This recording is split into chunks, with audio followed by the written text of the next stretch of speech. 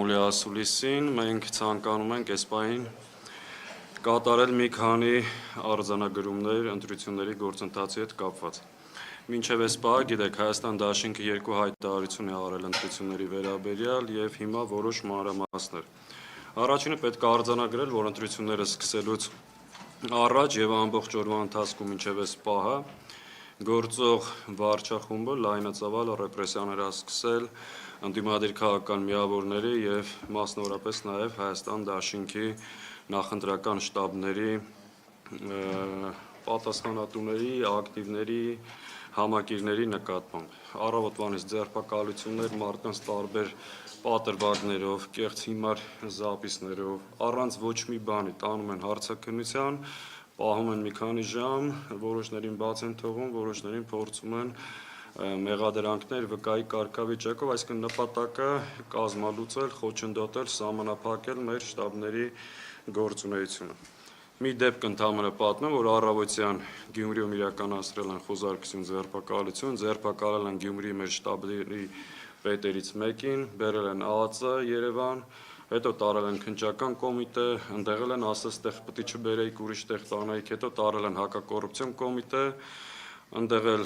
մի քիչ պահելուց հարցաքննելուց հետո ասել են շփոթել ենք, սխալ մարդ ենք բերել, կներես տեսություն, այսինքն շտաբի պետին առավոտից բերել են 6 ժամ սաղ ուժային կառույցներով ու հետո բան։ Այս պահին չնայած Գյումրիից ունենք ձերբակալվածներ։ Նոյեմբերյանում է նույն դեպքերը, հիմնականում որտեղ ունենք ակտիվ նախընտրական շտաբներ, ապօրինի կերպով հարձակվում, ձերբակալում ու համատարած ռեպրեսիաներ։ Երկրորդ արձանագրումը, որ ցանկանում ենք անել, հետևյալն է, ակնհայտ է, որ տեղամասերում ամբողջական վարչական ռեսուրս կիրառելով փորձում են նաև ուղղորդումներ իրականացնել։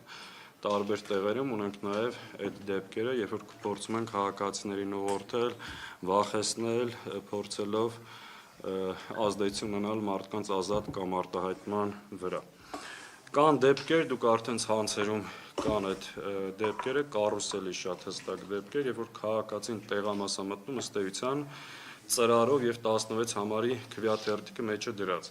Նաեւ քվեախցիկներում արձանագրել ենք ծրարներ, դա ենթադրում է, որ այսինքն քաղաքացին չէր կարա դուրս գար քվեախցիկից առանց ծրարի, եթե իր մոտ չլիներ այդ ծրարը, այսինքն այս դեպքերը եւս կա ու դեպքեր, երբ որ տեսնում եք, որ փորձում են մեր կամ ընդդիմադիր այլ միավորների քվեաթերթիկները դուրս բերել, որպեսզի իշխանությանը ցույց տան, որ կատարել է նրանց հրահանգները։ Չնայած այս ամեն ինչին, քաղաքացիների այս ծավալի մասնակցությունը փաստում է հետևյալը, որ իշխանությունը անզոր է իր այս վարչական ռեսուրսներով, այս ամեն ինչով իր վերարտադրությունը ապահովել։ Մենք գնահատում ենք այս մեծ ծավալի մասնակցությունը մեր հայրենակիցների շատ բարձր, շատ անհրաժեշտ եւ արդից օգտվելով, եթե նկատել եք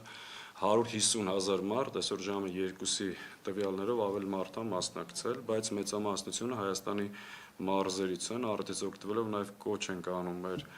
Երևանի հայրենակիցներին, իրենք եւս լինեն ակտիվ, դեռ 3 ժամ կա ընտրություններին եւ ակտիվորեն մասնակցեն ընտրություններին։